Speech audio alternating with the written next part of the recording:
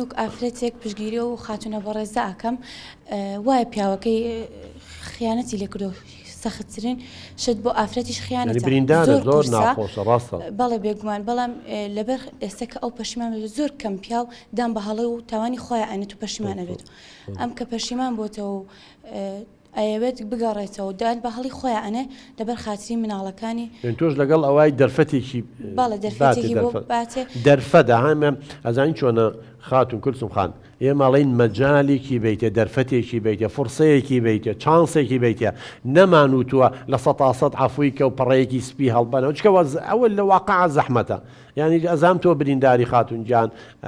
زوڵمی لێ کردووی ناپاکی بەرامبەر کردووی هەنی چووە پەیوەندی بە کەسانی ترەوە کردووە بە ئاسانی هەم پێویستی بە کاتەیە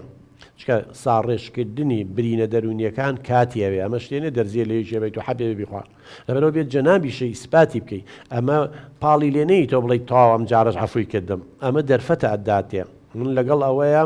داواکارەکەی لە دادگان نەکێشێتەوانێ بەس بڵێ من جارێ بیری لێ یەکەمەوانێ بۆتان تەجیلکەن تۆش دەبێت لەو ماوەیە ئیتر ماوەی 6 مانگە ساڵێکە بۆی بسەلمێنی فعلەن تۆ ئەوانەی کە بە قسە بێمەوە تۆ بە پراکتیک بە عەمەلی کردوتە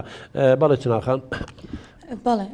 بۆ لەبەر خاتری مناڵەکانی هەم ئەوان سەرگەردان ماڵیان لە ێشێ و خەمێکی گەورەیە بۆ ئەوان هەم بۆ خۆشیان ئەتێ دەرفەتێکی باتێ و بە گەوری خۆی لێ ببورێ باشترە لەوەی هەڵەیەکی کردو کۆتا مەجای باتێ باش دەست خۆش بێ باوکە گیان